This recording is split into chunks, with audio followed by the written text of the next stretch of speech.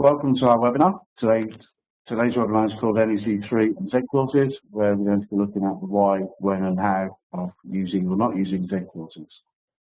I'm Robert Gerrard, the NEC Users Group Secretary. And just a little plug, if I might, before we start, to get people, encourage people to look at our NEC Users Group. Quite a lot of you probably are already members. We regard this as being the ultimate support for NEC users. We have something like 500 organisations from across the supply chain and internationally as well, of course. There is a helpline facility within the users group, and we have produced a regular newsletter. We also have a number of events, workshops and forums, which allows for networking by our members, and there are free or discounted access to a wide variety of NEC products and services. As always, for more details on this, have a look at our website, neccontract.com/users group. If I can introduce today's speaker for NEC 3 and Z Clauses, which is Peter Higgins. Peter is a chartered civil engineer. He was also a panel chair for NEC panel chair for 10 years and is therefore extremely qualified for this particular topic. Thank you, Rob. Well, good morning, good afternoon, or good evening, wherever you are. I'm going to take us through the NEC 3 approach to Z clauses, how to make sense of preparing clauses when it's necessary to do them. There's a lot of nonsense talked about what Z clauses are and how they're prepared, so I'm going to give you some examples of good and bad ones, but also explain some of the philosophy behind how you go about doing it. First of all, what are they? A Z clause. We call them Z clauses, but actually you can give them any number, any reference you like. They're actually additional conditions of contract. They're exactly the same as the core clauses and the optional clauses in the published document, incorporated straight away through the contract data. Because they've got the same status as the core and optional clauses, they should be drafted with the same approach in line. Now, examples of where they're used. A little bit of research has been done, and typical examples of where they're used, just highlighted here. Firstly, we've got the contract-specific requirements. For example, there's some cabinet office clauses on the NEC drafted. You can see them on the website. And also, if you look at the how-to book published on how to do BIM, there's some examples there of the sort of Z clauses you might want to put in to deal with some of the issues that raises. So they're very sensible and straightforward use. There are then a lot of unnecessary clauses introduced. The typical example is compliance with the law. People write clause which identifies certain specific legal requirements which they think are important and write a clause saying you must comply with these, which really is a little bit crazy because you've got to comply with them anyway. We then have certain other provisions written into Z clauses which sensibly ought to have been in the works information or the service information or scope. They're only dealing with what you want the contractor to do rather than conditions of contract which constrain the risk and responsibility and allocate tasks. So there's then another fractured clause which are really repetition of provisions already covered by the contract clauses. If that's the case, then there's a problem because we tend to create conflict and potential ambiguity.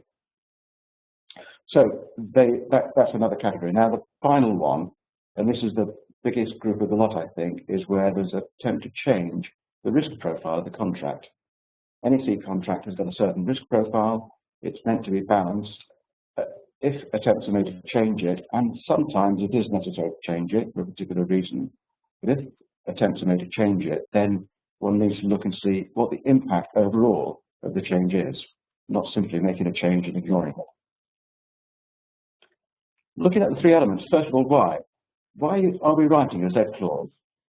The way I put it is, what's the mischief in the contract that necessitates a Z clause?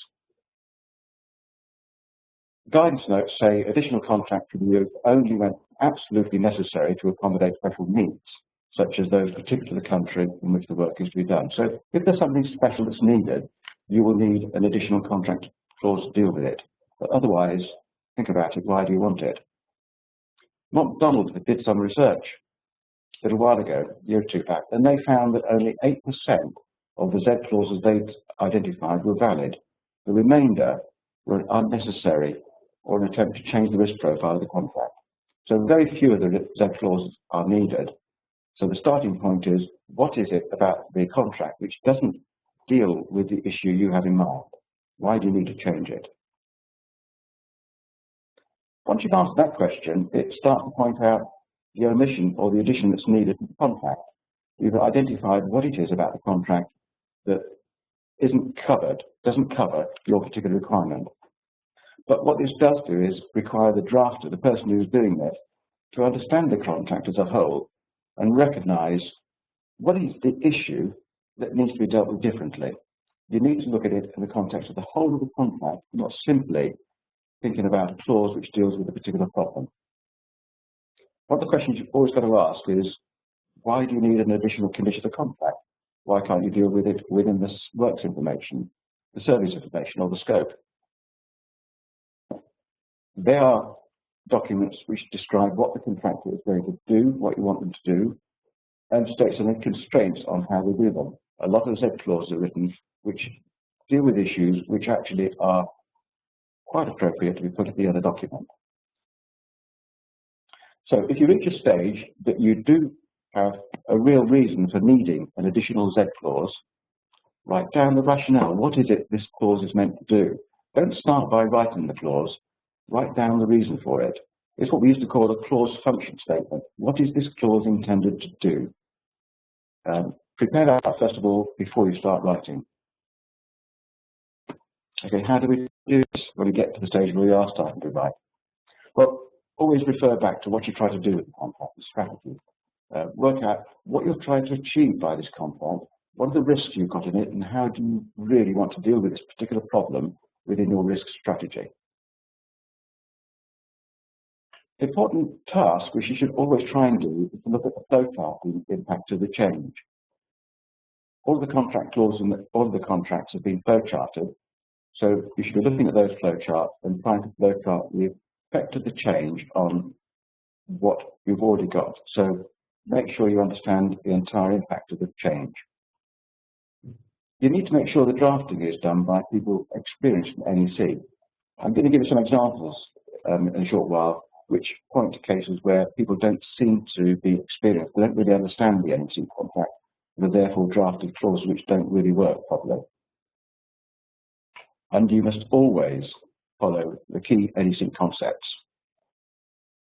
Flexibility.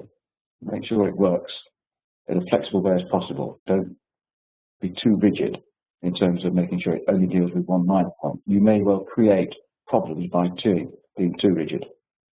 Clarity and simplicity. It must be clear. It must be possible to understand the clause and to apply it. For that, you must have a simple approach, simple language. That way you can start to create a stimulus to good management. If it's not clear, if it's not simple, it'll be almost impossible to manage. But always, again, look at the drafting on the basis of how do we get the contract to be managed well, rather than simply saying, what are we trying to do in terms of allocating risk or responsibility? A few thoughts on how to go about the drafting. A general idea, our view, is that we should always try to add to the clause rather than amending it. Wherever possible, look at the clause and see what we can do to add to it if there's an additional need. The contract covers most issues within its various clauses, and if you need to do something slightly different, look and see what you need to do that's different and add that in. It's a lot easier, people think, to write a new clause to replace it, delete clause so-and-so and substitute with this. Doing that, you may well miss some impact elsewhere. If you can do it by way of adding to the clause, you're less likely to go wrong. Use the existing NEC provisions in drafting. For example, often clients want to add in reasons for termination. One example I've seen is termination if the contractor's blatantly failing and refusing to comply with his quality management system, just ignoring it and not doing anything about getting that fixed. So a clause is written saying, in that case, we can terminate. So you then add in reasons in for termination, and people then start to look at the termination table and adding reasons in and adding impact and effect, which can get quite complex in terms of understanding how it works. You've got to read the table and look at another clause as well. It's quite simple to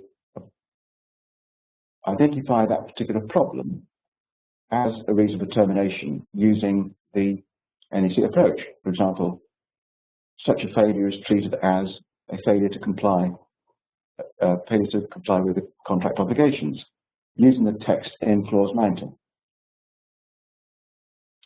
Another pointer to use is adopting the NEC text when you can. An example of that is a reason for not accepting is. That's the way we deal with changes where the project manager wishes to refuse to accept a proposal. The contract specifies certain grounds and can refuse to accept, and that's the contractor's risk. If you refuse to accept for another ground, any other reason, it's a compensation event. I've seen various ways of drafting that one. People might say reasons for not accepting are. Well, there's no reason for doing it that way. Do it the NEC way. Or another way is to say the project manager can refuse to accept this if. Go back to the civil system in the NEC, a reason for not accepting. So there's a few thoughts to start off with. What I want to do is just look at some examples of drafting. Some of the good ones, some not so good. Here's one that was drafted on a contract I'm aware of. Client wanted to have an extended liability for the plant. He's putting certain complex and sophisticated plant into his project, and he's worried that later on in the contract, shortly before the defects date, there's a fault with some part of that plant and it has to be replaced. And he's worried then that he's got a brand new piece of equipment that's not been tested, not been run in, and that might go wrong after the defects date. So he wants to create an extended liability period so that he can look after that piece of kit and see that it's working before the contractors relieve from his obligation to replace it. So the clause is written. And we see the way it's written, there's a number of highlights I put in there, some color coding. First of all, it recognizes a number of terms and things within the contract, the defect certificate, the defect, the plant, contract data, defect date. It builds on existing concepts within the NEC contract rather than simply trying to write something entirely separate and independent of it. And also it introduces a new term, the defects liability period, to cover the specific need for this liability period. That is not covered by the contract. We need to add something into contract data. Now you'll see that the contract tries to be very clear. It identifies very specific plant which are covered by this clause. It's not all plant, it's only certain specific plant that's identified by the employer and identified in the contract data. And it also specifies a liability period in which they've got to be replaced if it goes wrong again. So the concept is straightforward, the drafting is clear, and it's precise as to exactly what is to be done. There's no tests or judgment got to be made, very straightforward. You notice in the second clause as well that the drafters recognise the impact this has on other provisions in the contract. At the defect state, the contractors absolved from responsibility for loss or damage to the works. Well, in respect of anything connected with correcting a defect in this plant after the defect's date, he retains that responsibility. So the second subclause looks at the whole of the contract and realises this has an impact elsewhere. Another clause, looking at defect. The first two bullet points are the standard NEC terms in the engineering and construction contract. Part of the work's not in accordance with the works information, or a part design which isn't in accordance with the law or the accepted design. Third bullet added by a client. Any defect, shrinkage or other fault in the works due to failure to comply with the obligations under this contract or to frost occurring before completion. A few issues with that. I mean, firstly, it's a little bit circular. A defect is any defect. So really, that's an attempt to avoid defining a defect. We don't know what a defect is anymore. It's a defect. So somebody else at another stage will have to identify what is meant by a defect. The other thing is that if you look at it, it's a defect which arises due to failure of the contractor to comply with his obligations under the contract. Now, since it's been added in, it's presumably meant to be an extra category, but it's confusing as to what this means if it's passed the test in the first bullet. In other words, it's fully in accordance with the works information, but apparently there's a defect because of some other failure. Unclear exactly what's meant by that. So there's a bit of an issue with trying to establish what is meant by that clause. There's another bit there, auto frost occurring before completion, added in at the tail end, just like an afterthought. Why is frost occurring before completion such a crucial thing that it needs a Z clause? If you wish the contractor to take responsibility for frost protection, then very simple, a provision in the works information stating that the contractor takes responsibility for frost occurring before completion. He protects the work from frost. So overall, this is a clause which is probably entirely unnecessary. If there is something that the drafter was trying to achieve by it, it's entirely unclear from the clause. So, not following the NEC principles, really. Here's another clause, quite a complex one. If you look at it, there's 110 words, one sentence. Very difficult to follow. Certainly not clear. It's not simple to understand. Once you start reading the first part of this clause, okay, but then by the time you got to the end, you've forgotten what the first bit's about. You've got to flowchart this clause to try and work out what it means. If you look at it, it's covering the same sort of thing as Clause 14 does. Clause 14 spells out the obligation, how any action of the project manager affects what the contractor is obliged to do under the contract. So what is it saying that's different? Instead of trying to say something that's different, it actually rewrites a clause, writes a new clause, which then to some extent overlaps and to some extent conflicts with existing contract clauses. Now, I mentioned about making sure you see how it works with other provisions of the contract. The draft of this one starts off with the word notwithstanding any other provisions of this contract. What they're trying to say by that, I think, is to say, I haven't bothered reading the contract, but whatever it says, ignore it if it conflicts with this.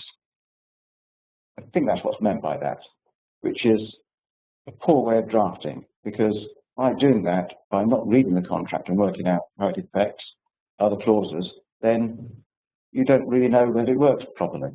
Let me give an example of a problem that's created by the clause. It says here that the obligations of the contractor aren't affected by the carrying out of tests. Well, one of his obligations is to finish on time by the completion date. The contract elsewhere includes a statement that says if the supervisor carries out a test and delays carrying out the test in a way which causes the contractor delay, that would be a compensation event which could lead to an extension of the period to completion. So, in one hand, you've got a compensation event which says you've got to assess the effect on completion. On the other hand, you've got a contract here which says that any test carried out by the supervisor can't affect your obligation to complete on time. So there's a conflict. I don't know which one wins. It's very, very difficult to understand how that clause is going to work. So, in terms of drafting, flexibility, well, it's pretty inflexible. It says you do this and you ignore everything else. Clarity, is it clear? It's not really clear because you've got to really work hard to read it and understand what it's saying. If you do read it and understand what it's saying, it can just about work that one out. But it's certainly not simple, and it doesn't in any way promote good project management. It's really dealing with liability and it's trying to avoid the consequences of change. So it's not, to my example, a good clause to draft. Certainly do not draft clauses with 100-word sentences in them. Early warning. Here's another example of where some organizations have tried to add to the early warning clauses with uncertain reasons and unknown and perhaps unintended consequences. Straightforward clause in the contract. This is for the engineering and construction contract. There are these 4 reasons why you would give an early warning notice. The price is going to go up, the completion is going to be delayed, you're going to miss a key date, or when you've finished it, it's not going to work properly. Very simple, there's a problem coming. The purpose behind that is you then have a risk reduction meeting to see how we can deal with that problem and avoid the consequences as far as possible, short circuit them or whatever. Here's some additional provisions that people have added in to the contract. A range of bullets, adding to those 4 that's already there.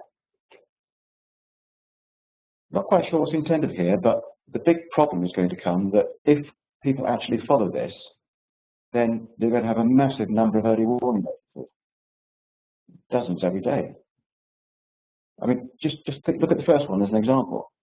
You must give an early warning if the contractor is aware of any matter which could interfere with the work of the contractor. Well, my excavator driver turned up half an hour late this morning. That's interfered in my work. I've got to give an early warning notice to the project manager. It's crazy. So it's actually putting a heck of a lot of extra early warnings on the contract, which you then wonder, well, what are we going to do about them? What is the action that we're going to take having had these early warnings? The ones in the contract are fairly straightforward. There's a problem coming which affects the employer, and the employer wants to know how we're going to deal with it and get involved in decisions, and if necessary, spend money to avoid the problem. These are not necessarily the same category. There are all sorts of things which somebody has added in and said, well, it'd be a good idea if we knew about these things. Well, some of them you know about anyway. Constitute a defect.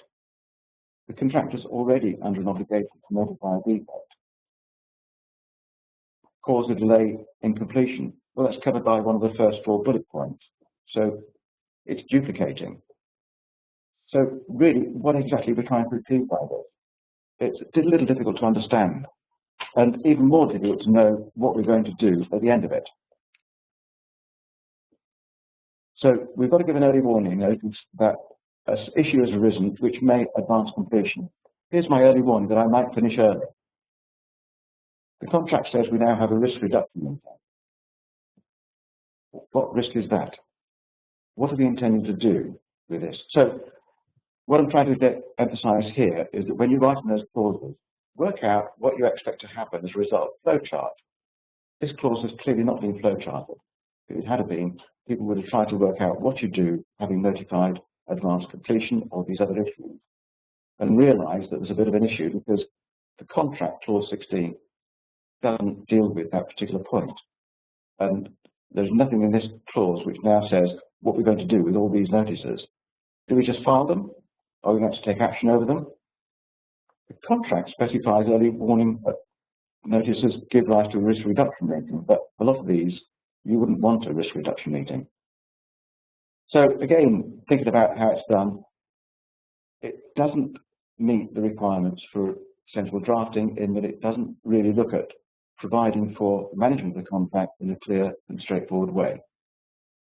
It's added in things without really working out how they're going to apply and how they affect other parts of the contract.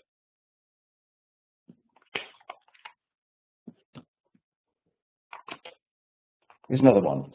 Ambiguity or inconsistency. This is a standard clause.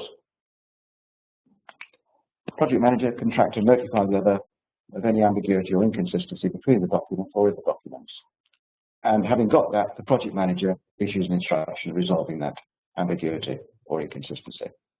Fairly straightforward. The intention there is that if there's a problem, if there's something uncertain, the project manager decides, and he decides on the basis of what does the employer really want. And if that requires an instruction, he issues one. And then the contract goes on to say, if that instruction changes the works information, that's a compensation event. Here are 2 extra bullets added in on one contract. First one, if any ambiguity, inconsistency or discrepancy between the documents, including the works information, is found, the project manager decides in his absolute discretion which document or part of the document prevails. I can't really see the difference between that and what's in the contract already. It's added in absolute discretion on the project manager, as though there was some constraint on how he decides what to do in the first place. So it seems to me that the first bullet has been added in totally unnecessarily. It doesn't do anything. It's dealing only with information in the works information, doesn't deal with anything else, and it deals with it in a way which the contract already provides for. Look at the second bullet. It's again a sort of single sentence, well over 100 words, something near 120 words, one sentence, which means it's very difficult to follow. But if you do try and read it and try and follow it through, if you're bidding for a job using this clause, as a contractor, you should be very worried. The lawyers might be very pleased because there's a lot of uncertainty going to come out of it, which might give rise to a nice argument. But what he says, the contractor is not entitled to payment, nor to any additional time for completion, nor to change of date for meeting the key date, if the project manager changes something in the works information because of an ambiguity, inconsistency, or discrepancy. That would be quite worrying, because you could make a fairly major change to the works information as a result of spotting this ambiguity, something which nobody could have spotted in advance. The contractor is expected to take the hit on that. No extra time, no extra money. That could attract quite a risk premium in bidding for the job. If it doesn't, and the problem arises, it's going to attract a lot of argument. If that's what's wanted. I mean, that doesn't seem to be a good way of managing the project. So this is a quite extreme example of risk transfer. I have prepared the works information as employer, but you, the contractor, will take the responsibility for anything that isn't quite clear or isn't consistent within it. I'll tell you later what I really wanted, and that's included in your price and your time program. So creates a big issue for the contractor, and I think a big issue for the project manager when it comes to running the project, if that comes up. Notice that this word absolute discretion comes in again in the first part. So absolute discretion to decide what to do, no constraint on it, and no payment when he makes that decision.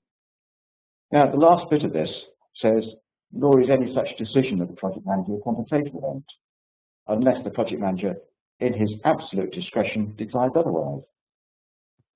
Well, a bit of confusion there. The contract says that if the project manager changes the works information, it is a compensation event. The first part of this bullet says that the contractor doesn't get paid anything, key date isn't changed, completion date isn't changed. So although it may be a compensation event, it seems that it has no impact. The clause goes on to say, though, that the project manager, in his absolute discretion, may decide otherwise. So now we're saying to the project manager, you have the power to decide, absolute discretion, whether or not the contractor gets this accepted as a compensation event. How does the project manager exercise that discretion? It's absolute, it doesn't have to ask anybody, but surely there needs to be some test. And the problem, as I perceive, is that you don't know what that test is until you've gone to the court or the arbitrator and asked them. But the other puzzling problem is that if the project manager, in his discretion, decides that it is a compensation event, the first part of this bullet still seems to say the project manager must assess the compensation event as nil in cost and no additional time. So a bit of a problem with the entire drafting of this clause. I really don't know what they're trying to achieve, apart from a risk transfer done a little clumsily and in a way which is going to cause really significant problems in managing the contract.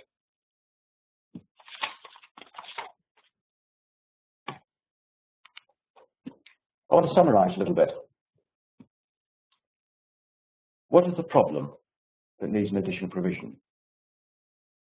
Start off by that, rather than starting off by saying, these are the clauses I normally put in a contract. What is the problem that you have that the contract doesn't already deal with? I've looked at a few examples of things in the last 20 minutes of clauses which have been drafted, which don't necessarily deal with the problem, or if they do, don't deal with it in a way which makes it quite clear.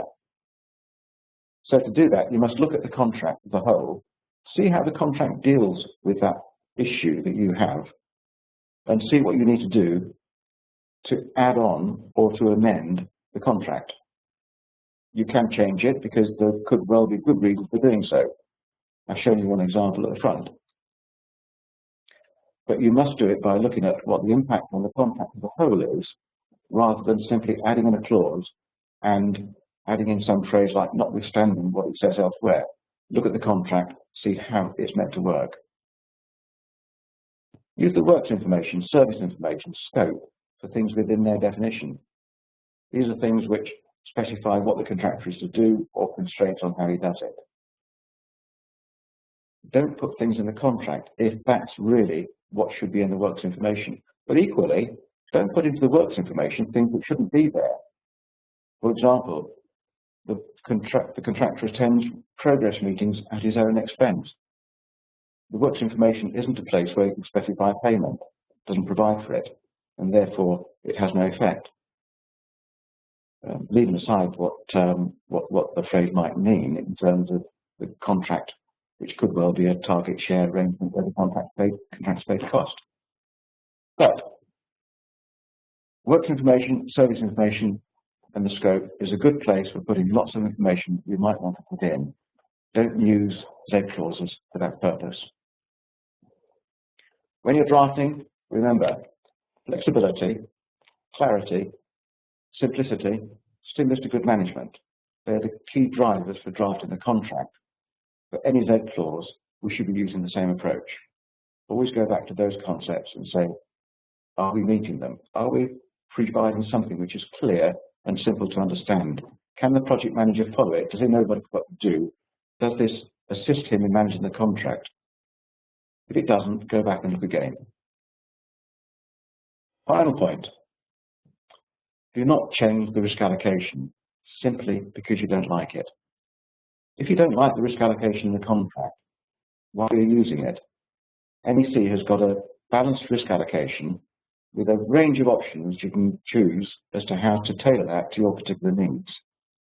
If you find that risk allocation is something that is not what you want, go back and question whether you're using the right contract in the first place. I'm the last person to discourage you from using NEC contracts, but I'm the first person to discourage you from using them badly. So think about what you're going to do, how you want to do it, and make sure you do it well. Thank you, Rob. Thank you. Thank you, Peter. That's excellent. We've received a number of questions from those attending, and we'll try and get through as many of those as we can in the time. Those that we can't get through today, then we will have a special for the future in the future newsletter, and we will actually write the questions down and give suggested answers. So have a look at a few of those questions. The first one is based on the NEC 3 engineering and construction contract. And in this, the question is, the guidance notes suggest the use of Z clauses for things like control of clause 60.112 risks.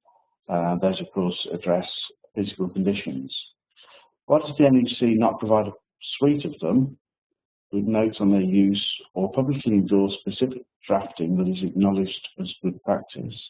So why not, if you want to suggest alternative risk allocation to that which is in the NEC, why not provide a suite of such proposed Z clauses with notes on when you shouldn't use them? Yeah, it's a good idea, but maybe rather difficult to implement in practice. As I've said, the contract is drafted to give a reasonable balance of risk allocation, and it may be in occasions you want to change that risk allocation. For example, in the unforeseen conditions clause, compensation event 12, I've seen clients who want to change it so that they will define a set of ground condition criteria and say that will be form the basis, and anything different from that will be a compensation event. Equally, I've seen clients who want to say, well, I want to transfer the whole risk of compensation events for ground conditions over to the contractor. Now, we could start to write a range of clauses which say this is good practice in terms of how you can change the risk allocation, but then we're actually going to start to get involved in deciding what individual projects might well sensibly have. There's such a massive range. When you decide you don't want to have the compensation event 12 written as it is, the range of possibilities you might have is pretty massive.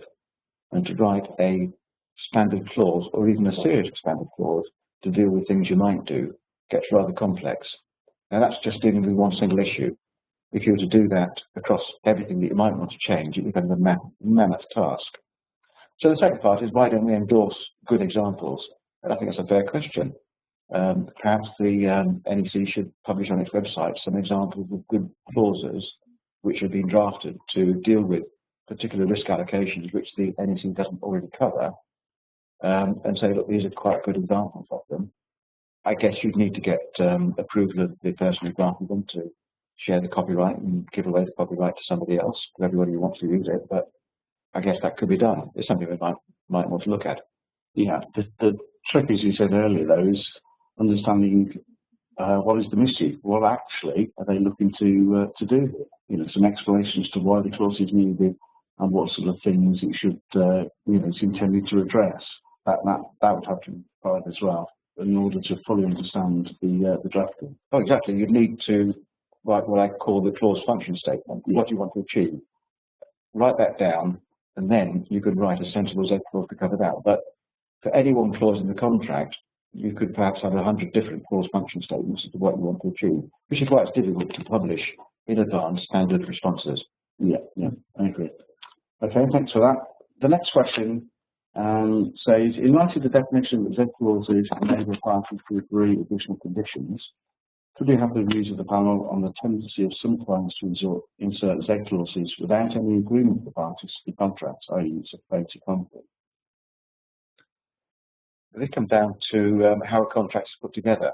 The approach is that the employer will put together a set of contract data which will include the clause that he wants to use for his particular contract, including any change to the risk allocation or additional conditions needed to that contract, which he's analysed and decided these are what I think I need.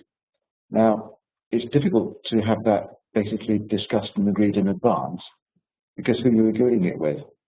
You might have a tender panel, and I guess an enlightened client might well say, these are the sorts of clauses I'm thinking of using. Shall I invite all my potential tenderers into a meeting in advance of going out to tender and discuss them and see what they think of them?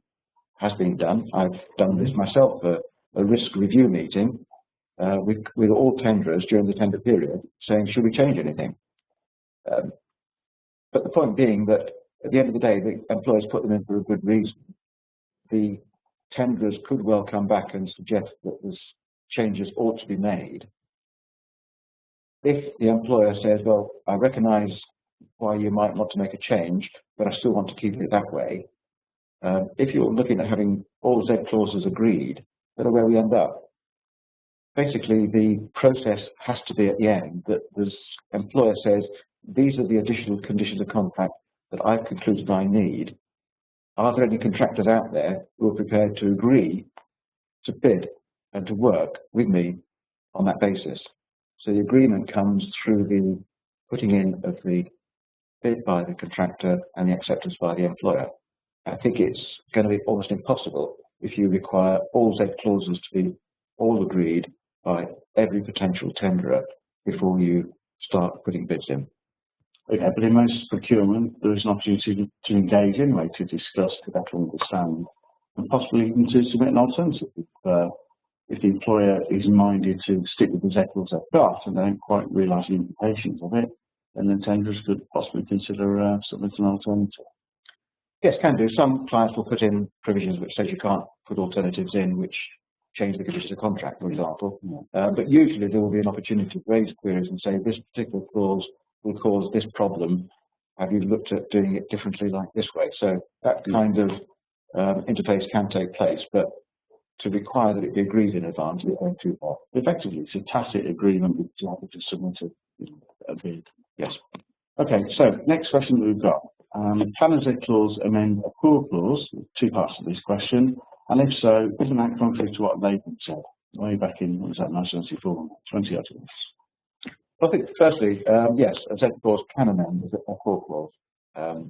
Ideally, you would avoid doing so, but sometimes you have to do that because what you want to do or how you want to do it doesn't quite match what the core clause says. So, an example I gave you a little earlier was the one of the extended liability of the plant. The contract says that after the defect date, the employer takes the full risk of damage to the works. The contractor has no responsibility. The clause effectively amended that core clause by saying that after the defect date, if damage is caused by the work carried out on repairing a defect to this particular piece of plant, then that risk goes back to the contractor. So it can be done. I think what I'm emphasising as far as possible is trying to avoid amending core clauses, look to add to them wherever possible. Amending core clauses could potentially cause you bigger problems than simply adding to them. Is that contrary to what Latham said? Yes, and that's why we, as a general principle, say avoid changing the contract. Don't change the risk profile. Minimise amendment to core clauses only to that which is necessary to achieve your objective. I think what Latham was saying is you should have standard form of contract which everybody understands, and people shouldn't be amending that. I take that to really mean amending the risk profile of the contract. So I agree fully with Latham's philosophy. Don't amend the risk profile of the contract, but do recognise that on occasions to achieve your requirements, you may have to make an amendment to a core clause. Yeah, okay, thanks for that. So what do you think happens if a Z clause is ambiguous with, say, a core clause? Which one will actually take precedence? Well, the way the NEC contract works is that it doesn't specify an order of precedence. Basically, all documents have equivalent status, and if there is a problem, because there is a conflict between the two clauses, then the project manager has to state how it's going to be dealt with. That could lead to a compensation event, and that just has to be accepted as one of the consequences of having ambiguity, uncertainty in the contract. This is one of the key pointers. I think I mentioned identifying 1 or 2 clauses there which seem to create conflict with the core clause. But the key drivers in drafting any additional clause, make sure you do not create something which has a conflict. If you do, then almost certainly it's going to lead to a problem in managing the contract. It will not be handled the way you want. It is likely to cost more or take longer to do as a result of the problem. Okay. Next question, if there are so many Z clauses around, which is causing so many problems, I've heard this question a few times, why don't the drafters remove the Z clause facility like it's not true? So get rid of option Z in the first place. Well, if you get rid of option Z, then that doesn't stop people writing clauses, it just makes it a little unclear as to where they fit and what their status is within the contract. The point about option Z is that it makes it quite clear that additional conditions of contract written by the employer do form part of the contract and have the same status as core clauses and secondary options. To simply remove Z clause, then that doesn't deal with the issue. People will still write additional clauses and they'll still insert them into the contract in various ways. I wonder whether behind that is some idea that perhaps you can write a clause which stops people from writing additional clauses. I've seen attempts at this, a condition of contract which says any additional clauses written are of no consequence and are of no contractual validity. The problem is that then somebody writes an additional clause which deletes that particular provision. You then have an ambiguity, which one of those two takes precedence. So it's difficult to achieve. We have to accept that people will write additional clauses.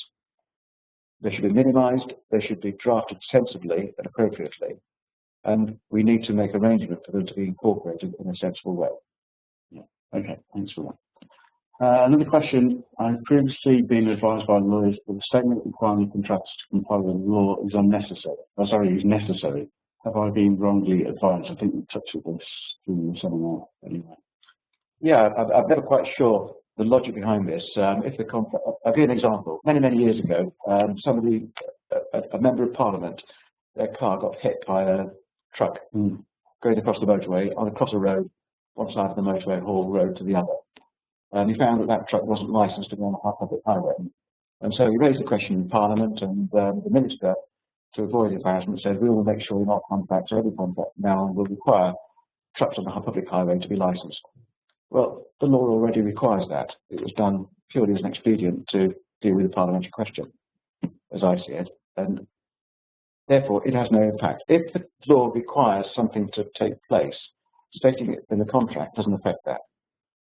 An argument I've heard from some lawyers is to say, well, if we put in the contract and they don't comply with it, then we can treat that as a breach of contract.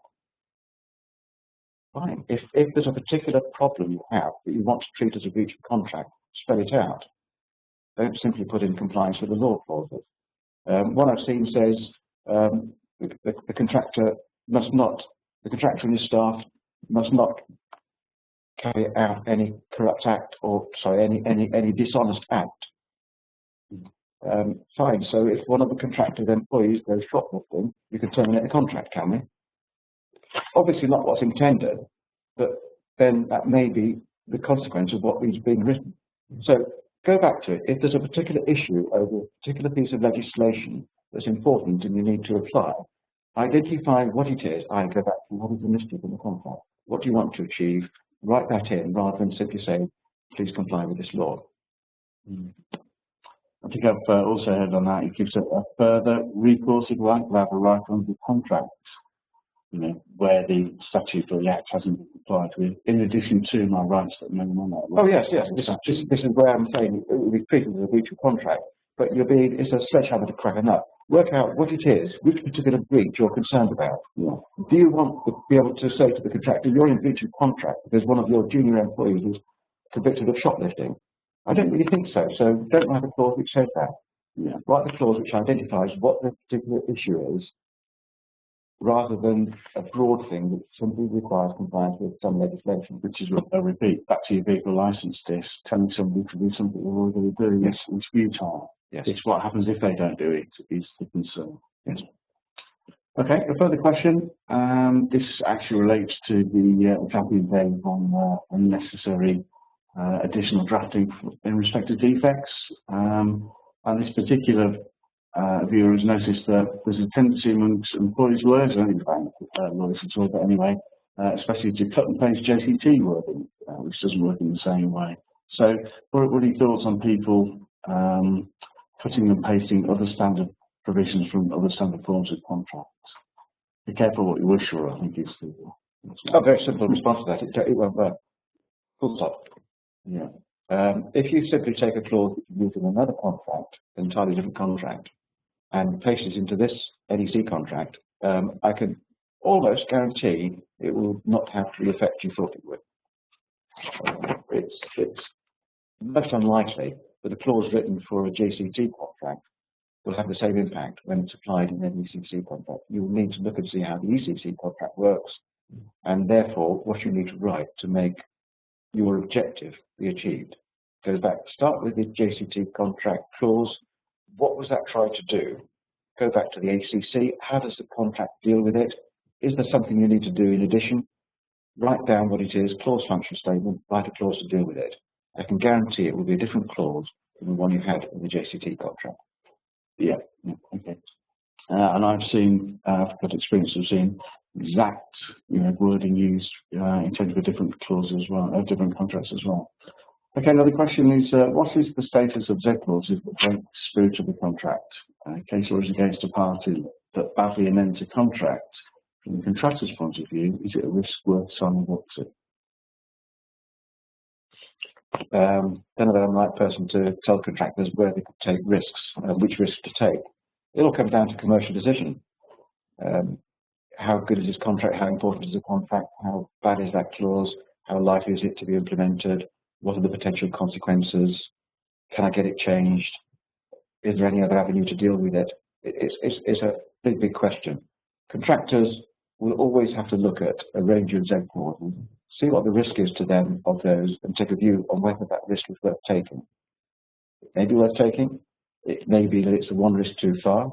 They may want to try and get it amended in the pre-bid, pre-tender discussions, point out to the client what the problems will be. As you said, maybe even try to put in an alternative tender if that's permitted. But at the end of the day, the contractor's got to assess each risk and decide for themselves whether or not they want to take it. I wouldn't encourage any contractor to take a risk on a badly written destructive clause, but that may well be the sensible thing to do because the contract is so important. Sometimes I see that as a sort of a warning that there's a storm brewing if they can't get the basic tender documents right, including Z clauses. What hope you have that be able to manage it successfully during the don't expect that. No, I think there is a problem. If you do have difficult Z clauses, onerous Z clauses, badly written Z clauses, conflicting, then you know that the contract management is not going to be as smooth as it ought to be. There's a clue, isn't there? Yeah. Okay, this one refers to the original OGC endorsement, which is some years old now. There is no OGC, it's now this is the Treasury. And the original Cabinet Office, sorry. The OGC endorsed NEC by government bodies, but amended by employers to transfer risk. So at what point does NEC cease to be NEC because of the huge amount of clauses? So there was an endorsement on the unamended form. What happens with our countless amendments? What point is it not NEC and therefore not endorsed by Cabinet Office? My guess is that if there is any significant change in the risk allocation within the parties, then the Cabinet Office, if asked to say, are you content that this complies with your requirements for constructing excellence, then they would say, no, it doesn't. So I think it comes down to the risk transfer. If you're looking at changing the risk allocation so that the contractor is given substantial extra risk, then no, it would not meet the kind of contract that the Cabinet Office would be prepared to endorse. Okay, a couple more. This question refers again to one of the examples you gave. I think somebody likes an example that you put up a really good clause because they ask, where's the duration specified for the extended liability period? Well, you may not have noticed in the slide, it perhaps wasn't clear on the screen, but it was in italics, which means the extended liability period is a period stated in the contract data. So the contract data will identify specific pieces of plant and a defects liability period for that plant. So it is all specified up front. Okay, and if the person fails to put in period into the contract data? It will be taken to zero, I suspect. Yeah.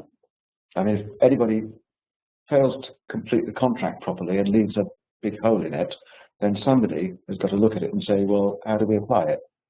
It will be very difficult for any employer to enforce an extended liability period if there's not a period in the contract, because the contract specifies that the contractor only has to do it in the period stated in the contract data.